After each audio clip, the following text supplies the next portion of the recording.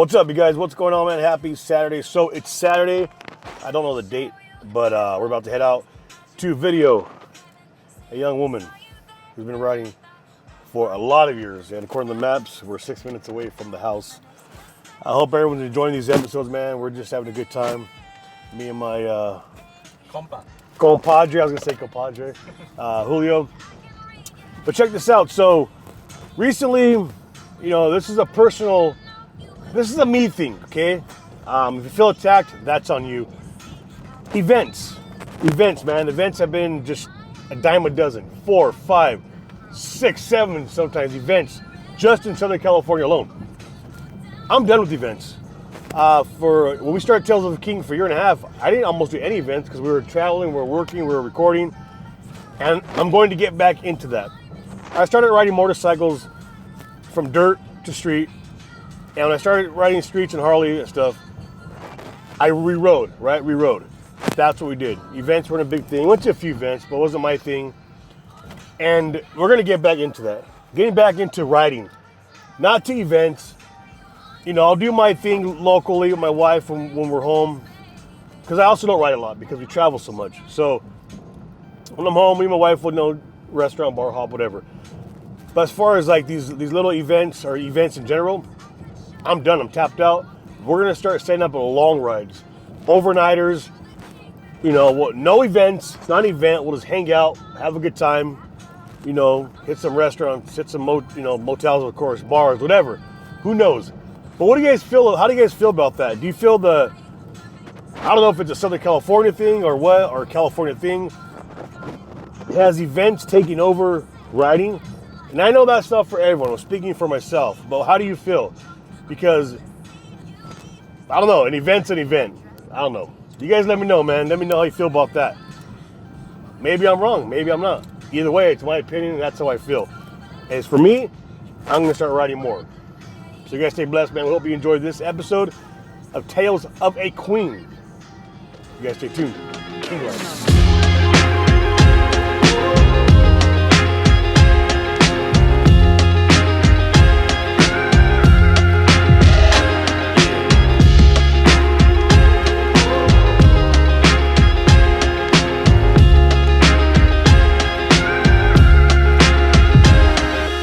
What's up, you guys? Big Bob with Tales of a King. Today we got a special edition, Tales of a Queen. We're right here in my hometown, Victorville, California. It's a beautiful Saturday morning. Got that sunshine coming in, beautiful and perfect riding weather. We want to thank our sponsors, Cycle Smiths Inc. Thank you guys for everything. Thank you guys for your continued support. You guys make sure to check them out. Link is below. And also, Campeanos Legales. Check them out for all your legal needs, advice, whatever you need, hit them up. Link is down below as well. Today, you guys, we got a special edition, like I said, Tales of a Queen. We got Ronnie. Ronnie, how you doing? Hi. Thank you for having us.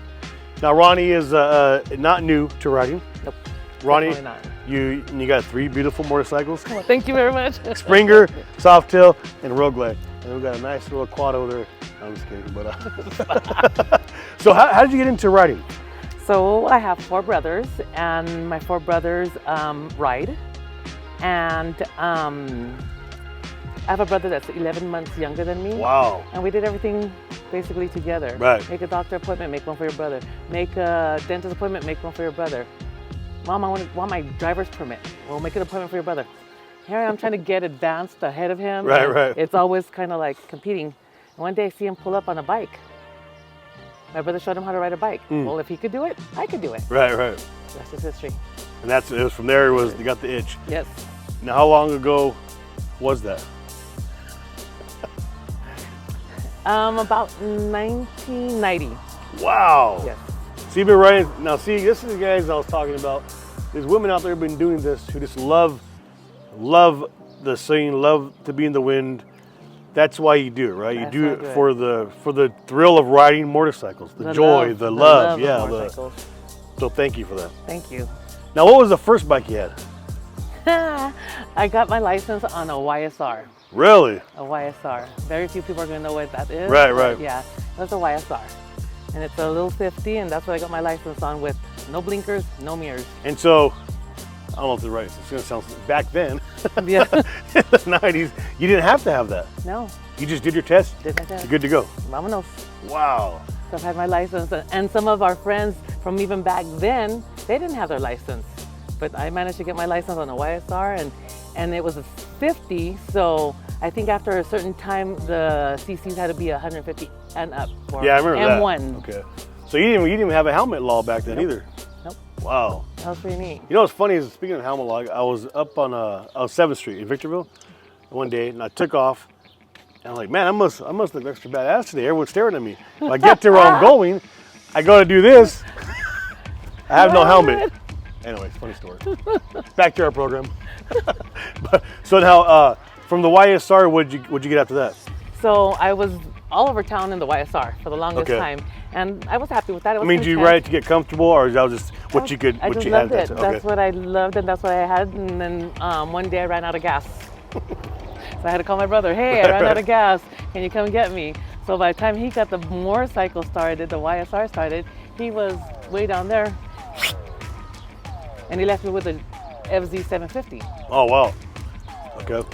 So from a 50 to 750, I'm like, and I hopped on, and we had a friend there at the market. He's like, go for it, Ronnie, go. I'm like, no, I don't know how. I was shouldn't it, but long story short, that was history. Wow. The 750, and I had my own Jixar 750 also. So Woo. back in the day, Yeah. 87. So, wow, that's awesome. So like, you know, in the 90s, women riders there wasn't probably many, or even very if. few. What kind of obstacles did you have to overcome as a woman rider? And not only that, as a Chicana, right? That's like right. not only just a woman rider, but you're also marked as, you know, color, people of color, whatever you want to call it, right? Whatever they call it.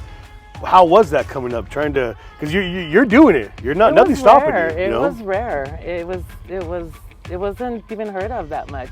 You know, there was, I think, and I don't want to seem egotistical, but there was like about 3 of us girls riding at the time.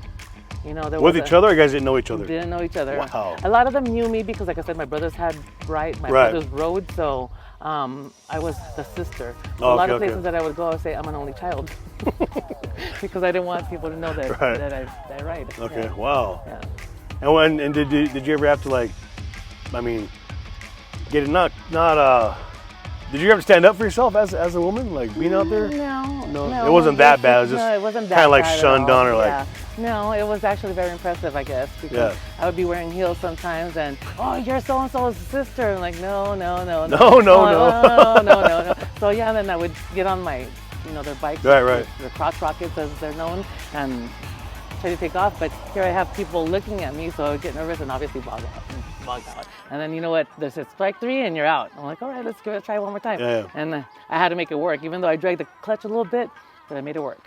So heels, you guys, the heels, all the styles they have now, that was already been done. You guys did it back, you women. Well, I wore high heels, here. just regular high heels, not booted high heels like. High heels. High heels. Oh, pumps. And it was hard to get the heel part on the peg and shift at the same time. So, but I managed because I had a good point at that time. Wow, that's awesome. Yeah, pretty neat. And have you had any experiences, like bad experiences riding, or have you ever run down or anything? Besides dropping them? I don't care. I think everyone's dropped their bike at least once. Not maybe riding, but at least I've tipped mine over a few times. So the times that I've dropped it, basically, let's say out of the 9 times that I've dropped it, 7 have been in a driveway. Oh wow, okay. So yeah, not bad, not bad. Yeah, I've done the same thing. Actually, the same thing. I was putting gas on in. I went to park and I went to put my kickstand out. Didn't come out. I was like, oh, well, good thing. Thank God for the engine guards and stuff. Yes.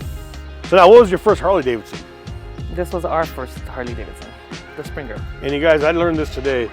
The way these motorcycles look right now is how they look daily, right? Daily. This wasn't done for us. So her husband keeps these things up to par. I mean, the garages.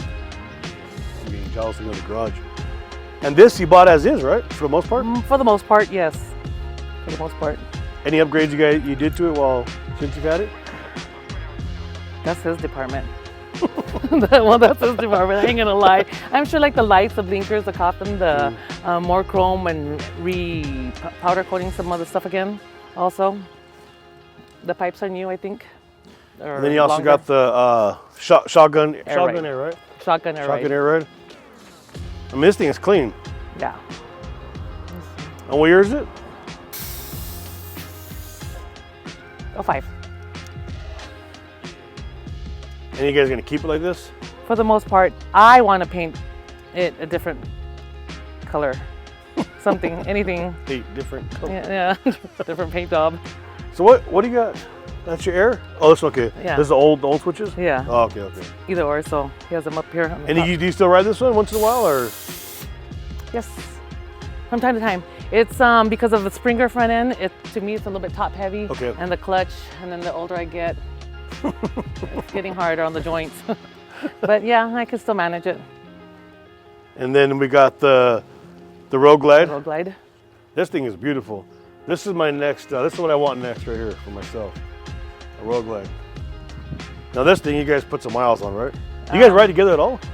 Very, very, very rarely. Okay. We went to Sturgis one year, and we took the Springer for me, and since it's carbed, it didn't work too well in the elevation. Wow, okay. So I got stuck riding ditch, backpack, whatever you want to call it, and I was not a happy camper.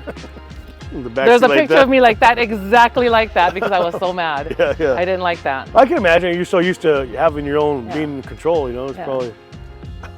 And then I've been riding longer than my husband, so. That's cool, actually, that's cool. Yeah. Now this is your go-to right here at the Softail, correct? This is mine, yes. This is the one I jump on for the most part and know it pretty good. So you got tunes in it? No. Oh, the bags have... Just events. Oh, okay. Yeah, I'm old school, I don't need the music. See, that was my mentality. I didn't understand why people had music. I didn't understand why people had air ride. But when I built my Road King last year and a half ago, we had tunes. I got front and rear air ride. I'm like, how did I go so long without having no music? I can never do without music now. Let's say like a chopper or something. Let's say a chopper, but no, this thing is beautiful. And you bought this. What year is this? This is an 07. 07? 7, yeah. And we got it with beach bars and had all kinds of fringes on it and tassels. And as soon as we rode it home from Lifestyle Cycles, I rode it home from Lifestyle Cycles, but by the time I got home, I gave my husband $1,000 because I already knew he already bought accessories to change it. So he fixed them up. He fixes them up. He does it. This is all his touch, but obviously has my touch in it too. The Jack Daniels. That's a little bit me. Whiskey me? Yeah, that's my license. So is that original? The pinstripe and all that? No, the pinstripe came in. The pearl is original. Oh, the paint? The blue pearl in it. Really? Yeah, that's original. That's nice. Harley came up with 2 of them. One is a brown gold one, and then the blue one. And then he just has found someone that did the pinstriping. I like everything paisley, so okay. that's where he threw that in there for me. And it's just on air as well? Also on air. Just the rear? Just the rear. Okay. It's built to ride? It's built to ride, and basically, like, we have friends that have know how to ride, and we'll let them ride, and we'll let them ride this one. And right. Everybody would tell me, our friend Danny, hey, that's Danny's bike, Ronnie, get off of it. Because he was using it more than I was. I have no problem. If you know how to ride, by all means, hop on. That's cool. I feel the same way because I've only got one bike, so no one can ride it. But if I had a few, I mean, people are like, no, you don't let no one ride your bike. It's like, dude, if you have an extra one, why not? Yeah, why not? They have insurance, so. So what's the farthest ride you've done? I did Puerto Penasco with this one. Really? Yes. How was that? What is it, about 16 hours? 14 hours? No, it was 9 hours. That's it? 9 hours of riding like this. It's only 9 hours from here? With no shield, yeah. Yeah, no, that's why I'm kind of, I love my Road King, but I want something like this for those long rides. Those long rides, yeah. Okay, 9 hours, that ain't bad. Okay, I better work on my calendar. I thought it was like 16-hour ride. No, it's, well, and it depends who you go with too, because there's a lot of people that like to stop and. Yeah, getting there, yeah. Let's get there. Yeah. We could take care of that when we get there. And then I'm the type that, okay, we've been there, I rode once, I'm okay with it, I don't have to do it again. Right. When you get there, you're not riding, so. You just literally. Yeah, we have a truck and trailer, and I'd rather take the truck and trailer and take a bike with us or not. Okay. Because if someone breaks down, I'd rather bring it home. Right. Yeah, that's our mentality. What's some, like, if for these newer riders, women, women, I mean, yeah, men, whatever, it might be some. And there's a lot of men, yes. Yeah. What's some advice, because you have a lot of years and you're very experienced. What is something you would say to this younger generation, or even just someone who's just in their 30s, 40s, or 50s wants to start? what is something you would tell them? I honestly, the first thing I tell them when they're like, Ronnie, show me how to ride, show me how to ride. No, take the class. I highly recommend the class. And I think people think it's too girly or too Like, well, my husband took it, and I'm really impressed with the class that they offer, and just going and watching people, I'm really impressed with what they do, because I learned streetwise. I learned the kind of, you could say, the hard way. Right. And back then, traffic wasn't that bad, and people were not, because I think a lot of people are distracted now with phones, the radios. It's just, they drive like idiots. Right, nowadays. right, So, right. I'll show you up here. I'll show you here. A little shout out to the high desert. Yeah, yeah. So Awesome. yeah, I highly recommend everybody take the class. You know, I do too. I learned the same way. I learned on the, just by riding. But believe it or not, you guys, the class, and I shouldn't say believe it or not, you do learn something. A lot. I went in there. You have to do I believe it's a 1 day in the class, then 2 days you're out in the field kind of deal. And in the classroom, I thought, what am I going to learn? But you know what? Actually, I picked up some things. We were talking about that earlier. How there's still some things I remember that actually helped me. So yeah, it's a good idea. Look wherever you're at, your local college. Yeah. I think a lot of Alps lodges do them as well.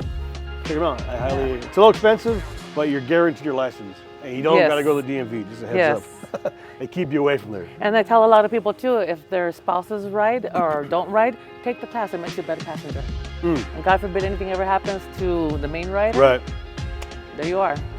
You know what? They should make a passenger class, because a lot of newbies they'll fight what's happening. Yeah, so that's another. That's a whole different. We'll talk about that later. So Ronnie, you pretty much done for now as far as you plan on getting anything new or want to upgrade? That department is my husband's department, because look, I consider myself a bisexual. A bisexual. I'm bisexual, which means I could hop on just about any bike except for Honda. Except for Honda. You heard that. I also jump on a crotch rocket. I've done Ducati. Have you ridden any since? I mean, since I think the last one I rode was my brother's R1. Oh, wow, okay. Yeah, I like it. Awesome. He gave it to my nephew, so my nephew has 2 bikes. So. Oh, wow, okay. It's coming in the family, staying in the family. Awesome. Yeah. Well, Ronnie, we appreciate you having us. Thank you so much. No, thank you guys. Thank you. Yes. Guys, I hope you enjoyed this special edition of Tales of a Queen with Ronnie, who's been riding since 1990. 1990, and done different states. We've done Florida, we've done Sturgis, we've done New York, we've done across the border. We do a lot of Rosarito. We partake in the Rosarito. Right. Too. Yeah. So we finally found another woman rider who rides for the love of riding. We'll talk to you guys soon. Keeg Life.